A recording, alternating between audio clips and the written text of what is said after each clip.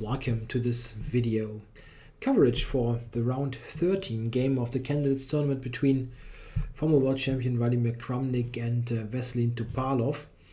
And yeah, I guess this is a case of a game where for both players the tournament standings is not important anymore. They both have, to be honest, just screwed up so much earlier that they don't have any chance. And well, still it's nice to win a bit of more money if you finish one place higher or whatever. But for both of them, only first place was the big goal, and they have failed in this aspect pretty clearly. Topalov being on a -2 score, being on last place. Is it -2? He's on -1. I'm sorry. I miscalculated that. He had beaten Swidler. I'm sorry, -1. And Kramnik also being on a -1 score after he had lost those two terrible games against Kayakin and Swidler. But in the first part of the tournament, Topalov had won his game against Kramnik in a very brutal fashion. And I'm very sure that Kramnik wants to win this game. Whatever happened before, because of their personal history, there is certainly for both players the wish to win the game. Very much. And it was very clear that this wouldn't be a dull draw. So let's see what happens. So we play a perfectly normal opening. Topalov playing the semi-Slav. Already showing that he's not averse to a sharp fight. Kramnik plays bishop g5. He, I think, normally plays that move. He also has played, of course, e3. They all did that at some point. This, for instance, was played by Kramnik in the rapid playoff of the World Championship match that those two had in Elista 2006. But also Kramnik is a big expert on the bishop g5 line here, which may lead to the Botvinnik after the capture, or h6, so-called Moscow variation. They both have played this position with both sides numerous times. So the big question is here to take or not to take. For a number of years, the move bishop h4 was all the rage, giving up a pawn. After this, Black can keep his pawn, and this is of course a very murky line, very complicated stuff, and probably one of the very rare lines in all of chess where Black can actually combine the moves b5 and g5 without being outright terrible. Yeah, somewhere I once read the sentence that the combination of those two moves should always lead to the loss of the game, which is quite a funny statement, but there is some truth to that. It's very often a good idea to loosen your position on both flanks. In fact, in a recent game that I played in an entirely different situation, I also had played b5 and g5, and I was immediately in trouble after that. So yeah, be careful with those pawns. Okay, this didn't happen. Kramnik took on f6, queen f6, and e3, which is of course a much more strategically inclined way to play. But of course, a very healthy approach. White is just taking on f6, which will cost Black some time. The queen has already moved here, and Black will also need a bit of time to get his pieces developed. On the other hand, Black of course has the bishop pair. At the moment, the bishops are not terribly great, especially the c8 bishop. The steady problem of the queen's gambit declined in all kinds of forms. You need to get this bishop into the game. Yeah, this is a very interesting strategical battle between central control and development on White's side. Yeah, White has good play in the center and Black's bishops. g6 now played. Yeah, here you can debate what is Black's most precise move order. The general approach with g6 and bishop to g7 is nowadays considered to be the the main line in this setup. It's on g7 simply for one reason. Black wants to play at some point c5 or e5, and in both cases the bishop is well positioned on g7. It supports e5 directly, and also of course tries to do something against the d4 pawn in case of c5 is coming later. We actually get a quite uncommon position now, because Kramnik now plays the direct move knight e5. This can actually be seen as a kind of refutation attempt of black setup, because quite often black is playing an early knight to d7 in this line, which pretty much rules out any knight e5 moves. So knight e5 is trying to somewhat, to refute is a bit much, but tries to punish this omission from the black side. But it does not seem that this should lead to any sort of big problem for black. Okay, knight e5, and now c5 was played.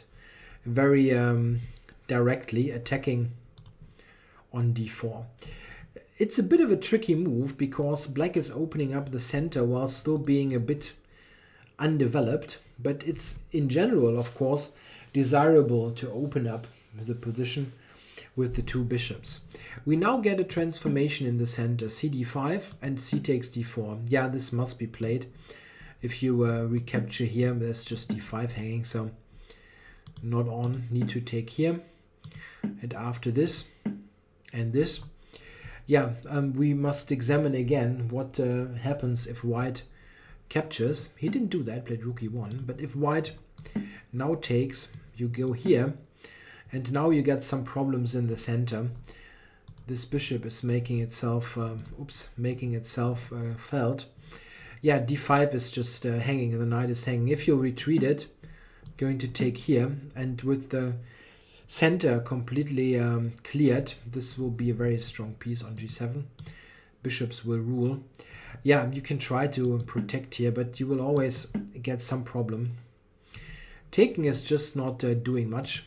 Kramnik improved his position first, rook e1, and now played bishop b5. Yeah, this is a bit of a strange looking move, but it has two ideas. It looks at those squares where black might develop the knight, so it just prevents the knight development, and it also might be transferred to b3 to intensify the pressure on d5.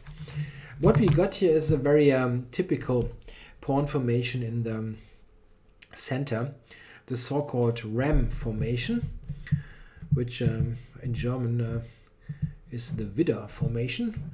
Quite strange to have some animal mentioned in relation to a pawn structure, but it's supposed to be like two of those animals bullying or butting their heads together, those pawns.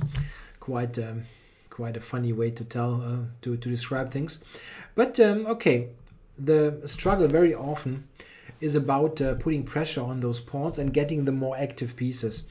Black's problem in this respect is this bishop. It's not a very great piece. It's just always just defending d5, but black has two bishops, so it's probably a position that is somewhere between, a little bit more comfortable for white and equal. Topalov played rook d8, covering d5, and now a6, bishop a4, and rook to d6. Rook to d6 is a bit of a strange looking move. The problem, however, is how do you ever get your pieces out? It's not so easy to say how to do that. I don't think this is really bad, rook d6. Kramnik now plays an interesting move. The move queen to b3. Here in this position, queen b3 is of course a move with some tactical ideas. The first idea that you have in this position, at least I thought, is b5. Isn't this just trapping the bishop? Where is it going? Yeah, white has a tactical response. He can play queen to a3. But the funny thing is that this actually was a playable line for black. At first you think black is in trouble. Now this rook is attacked. And there's also bishop takes b5 threatened. But the fun thing is queen d8 is a playable move. Bishop takes, ab, queen takes, and now rook a6. and rook b6 is quite amazingly a draw by repetition. It's quite a funny line. And interesting, I'm really not sure if Topalov here, if Topalov saw this line and avoided it because he wanted to maybe try to win the game, or if he didn't see it, because you can argue that if you, I mean, probably b5 is the right move from a theoretical point of view. I mean, not like in a theory book, but just if you just say what is the best move, it's probably b5 with this drawing line. He played b6 to keep the game going. All right, so Kramnik did some regrouping using this small tactical trick to attack the rook.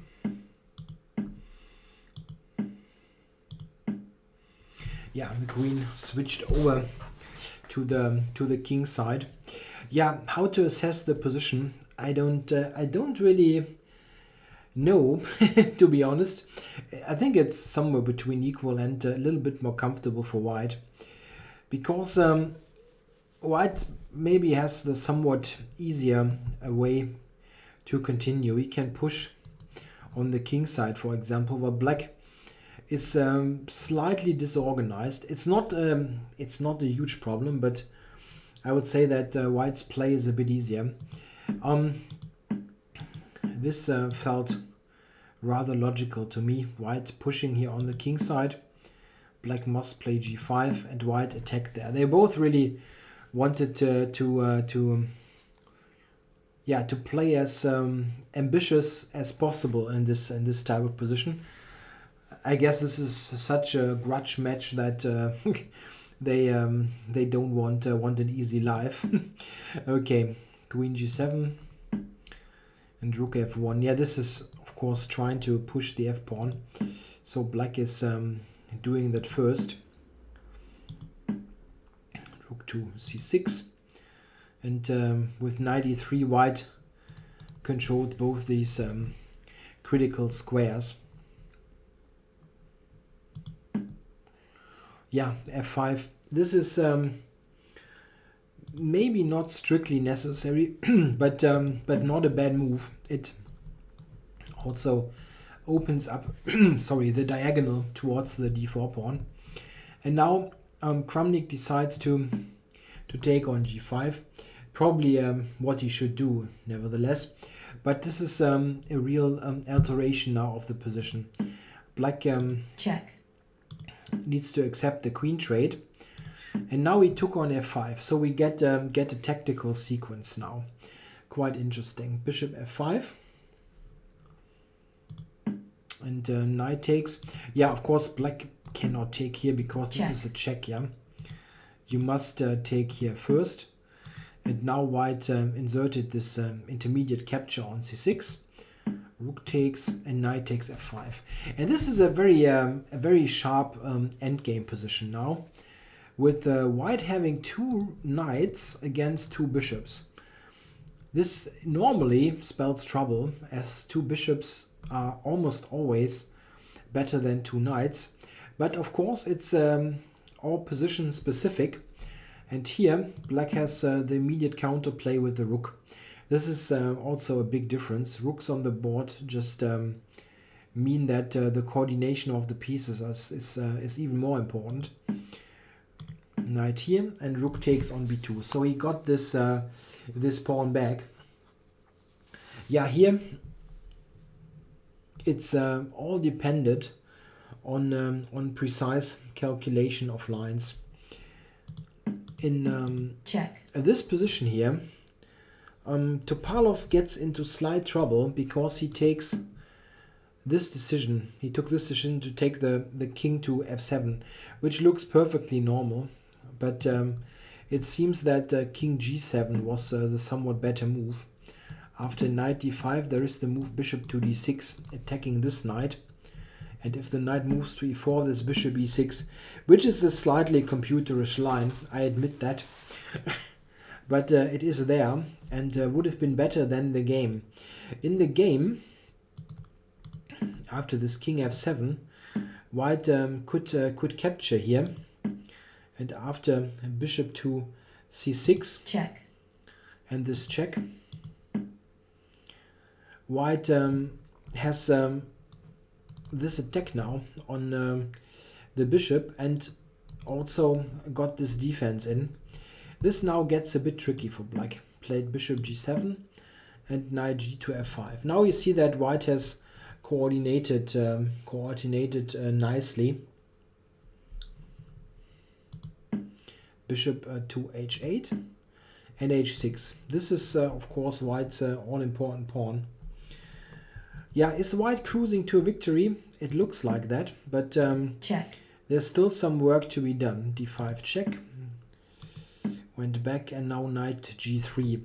Yeah, this tries to activate the rook, of course, and tries to win a tempo on the bishop on e4. Bishop d3 check, and now he entered with the rook. We come to a critical position quite soon. check, Oh, I was a bit too quick, I'm sorry. Here, this position, black absolutely needs to take on f5, which he didn't do. He played needs to take, and then probably using the king to stop the h pawn. This rook d2 is in fact a substantial mistake. Knight g7 check was played by Kramnik. King to e7 check, and now d6 check. Yeah, this was an important point, maybe missed by Topalov. Yeah, he now has to take. If you go here, there is this check, and well, then you need to take. It's just delaying things. Rook f8 and now b4 played. Yeah, the problem is that this is basically a trapped bishop. And if black captures on g7 and takes here, there is no way to stop the pawn really, as it's very unlucky that check, you're right into this kind of thing. In addition, there is also check, knight e4, which also happens after check, bishop to h7. Simply not great. Yeah, this is what Topalov played. And Kramnik took the bishop, of course, and now b3. Okay, so the b pawn is black's absolutely final hope, and quite fitting for the tournament that Kramnik also has. He's now playing a really big mistake, but a mistake that is probably not so apparent if you don't. If you don't check it with the computer immediately points this out, but it's not easy to see really. He played this check, which looks perfectly normal as it blocks this diagonal and prepares the h pawn to move forward. The problem with this move will become apparent, but what he needed to do was to play rook d8. I just want to show this this winning line. King somewhere, and then knight e4. Check. Well, here it's running into some sort of fork. You can also go to c6. It's not much of a difference. There I'm playing h7, and this is a very obvious win. The problem is, I think that that Kramnik thought that both moves win, and he went for this. The problem is, however, now Topalov could have saved the game. Well, could have implies that he didn't. Here, if black plays king c7, he will draw. As simple as that. It's a stone cold draw, because the b pawn is just too much. White can push h7. And after b2, white can even promote with a check. Check. Like with this. Check. But this is just coming. Or let's say white needs to force a perpetual check now, as b1 queen is coming. You can try check. with knight d6 and moves like that. But check, even this is not check, leading to anything. It's even black with the pawn, but it's just a draw. Not much else. I wonder, is there something else? It's even this move. Even this check, move getting the piece. Yeah, it's really amazing. King c7 would have drawn, but Topalov took on f5. check, After which knight takes f5, and now h7 is easily winning. It's quite remarkable that he had missed the save. b2, check, and now check, everything's in order for white because there is no bishop anymore on d3 that can actually support the promotion. After check. this and queen h7 check, Topalov resigned. So quite a dramatic finish to this game. It was really very complicated, but I must admit that I had a game myself today of about 6 hours playing time, and I didn't find the time to do a very thorough analysis of this game. I was mostly pointing out some decisive moments. Yeah, okay, Kramnik still will consider this tournament to be a real disaster, but he got some revenge in this game, not without some luck at the end, where Topalov could have saved just a couple of moves before the end. And yeah, Topalov with this loss is getting back to a -2 score, so he will finish this tournament with a negative score. He certainly had hopes to win this whole event, so he will be very disappointed anyway. All right, thanks for watching this game.